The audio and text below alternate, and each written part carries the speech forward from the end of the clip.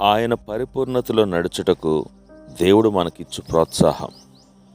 యేసుక్రీస్తు ప్రభు ఆయన పరిపూర్ణత యొక్క రుజువును చూపించి దానిని ఎట్లో అనుభవించాలో చూపించటేగాక అందులో అభివృద్ధి చెందుటకు కావలసిన ప్రోత్సాహం కూడా ఇస్తాడు. నా యందు మీరును మీ యందు నా మాటలో నిలిచిండి నెడల మీకేది ఇష్టమో అడుగుడి, అది మీకు అనుగ్రహించబడును. యోహాను 15:7. దేవుని సంపూర్ణతను అనుభవించి దానిని మన జీవితంలో బయలుపరిచినప్పుడు వచ్చే ఫలితమేమంటే మన ప్రార్థనలకు జవాబు లభిస్తుంది. యేసుక్రీస్తు ప్రభు లాజరు సమాధి వద్ద ప్రార్థించినప్పుడు, నీవు ఎల్లప్పుడూ నా మనవి వినుచున్నావని నేను ఎరుగుదును అన్నాడు. ఎంతటి అద్భుతకరమైన మాట! యోహాను 8:29లో ఆయనకిష్టమైన కార్యం నేను ఎల్లప్పుడూ చేదును అని చెప్పాడు. గనుకనే యోహాను 11:42లో ఆయన గుర్తింపదగిన ప్రార్థనను ఆయనచే చేయగలిగెను. గనుకనే యోహాను 11:42లో ఆయన ఆ గుర్తింపదగిన ప్రార్థన చేయగలిగాడు. ఆయన ఇట్టి గొప్ప సంగతులను ప్రార్థనలో కోరుచున్న విధానము ఆయన ఎంతగా విధేయత చూపించినో చూపిస్తున్నది. ఆయన ఎల్లప్పుడూ తండ్రి మాట విన్నాడు గనుక తండ్రి కూడా ఆయన మాట ఎల్లప్పుడూ విన్నాడు. ఇవి వట్టి మాటలు కావు, రాజులకు రాజు, ప్రభువులకు ప్రభు, నమ్మకమైన దేవుని యొక్క మాటలు. రెండవ ఫలితమును 8వ వచనంలో చూస్తున్నాం.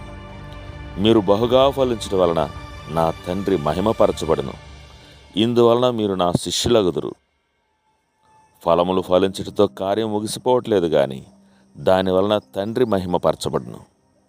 దేవుడు ఇజ్రాయేల్ జనాంగం ఎన్నుకున్నప్పుడు ఆ ద్రాక్షవనంలో కావలసిన అన్ని ఆధిక్యతలు కలిగినప్పటికీ ఇజ్రాయేల్ జనాంగము కారు ద్రాక్షలను ఫలించెను. ఇందువలన అన్ని జనుల మధ్య దేవుని నామం మహిమపరచబడుటకు బదులు దూషింపబడిను. నేడు కూడా అదే సంభవిస్తుంది.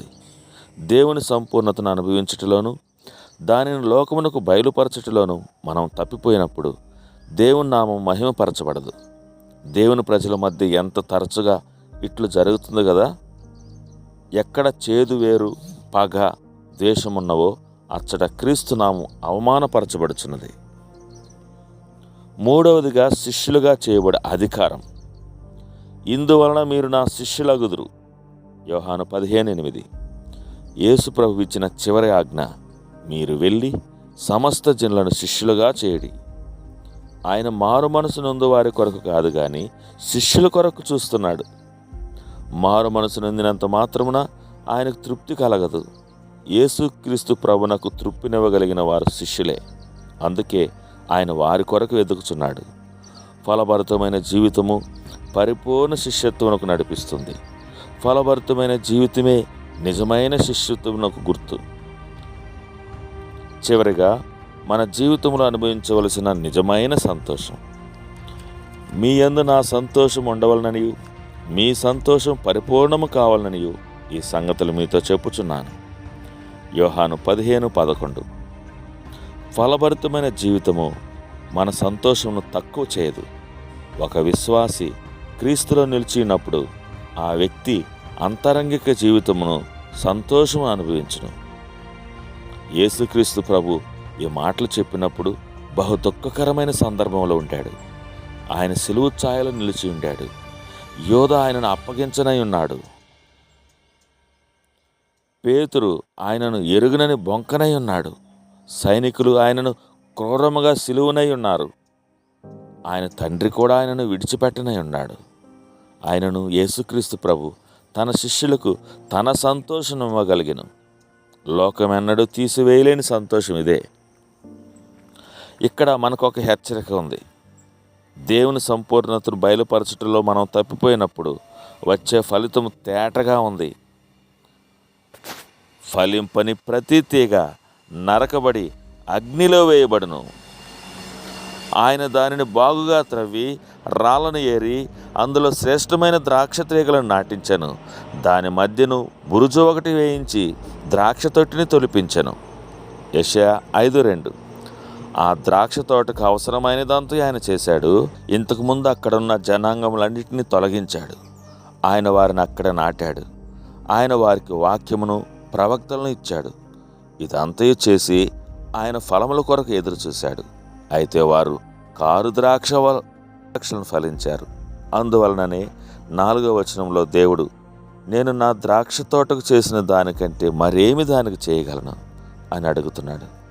ఇజ్రాయేలు జనాంగం విషయమై దేవుడు ఈ విధంగా చెప్పిన యెడల నేడు మన విషయమై ఆయన ఇంకెంత అధికముగా చెప్పవలసి వచ్చునో. నేను నీకు చేయనిదేమి? నీ నిమిత్తమై నా కుమారుని బలిగా నిచ్చితిని, నీకు నా వాక్యం నిచ్చితిని, నీలో జీవించుటకై పరిశుద్ధాత్మ నిచ్చితిని, దేవుని ప్రజల సహవాసం నిచ్చితిని, బోధకులు నిచ్చితిని. ఇంతకంటే ఎక్కువ నీకేం చేయగలను? దీనికంటే అధికంగా దేవుడు చేయజాలడు. దేవుడు మనకేమీ కొదవ చేయలేదు. మరి మన మధ్యన ఎందుకు ఈ గొడ్డి బారినతనం ఉన్నది? ఇది మనకున్న గర్వము, తిరుగుబాటు, స్వయం సంతృప్తి, అవిధేయతలను బట్టే. ఆలోచించుడి. నేను నా ద్రాక్ష తోటకు చేయబో కార్యమును మీకు తెలియజెప్పెదను. నేను అది మేసివేయబడినట్లు దాని కంచెను కొట్టివేసేదను. అది త్రొక్కబడినట్లు దాని గోడను పడగొట్టి దాని పాడు చేసేదను. అది శుద్ధి చేయబడదు, పారతో త్రవబడదు. యెషయా 5:5. ఇజ్రాయేలు జనాంగం విషయమై ఈ మాటలు చెప్పబడ్డాయి. ఫలింపని తీగ నరకబడి కాల్చివేయబడను.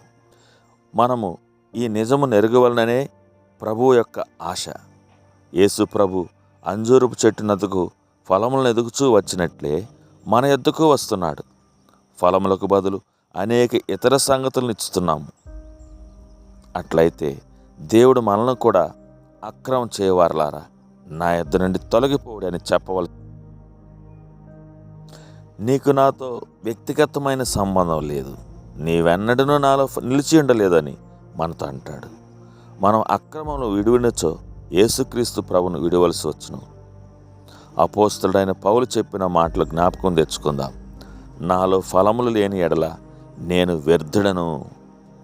మనలను మనం పరీక్షించుకునేదముగాక.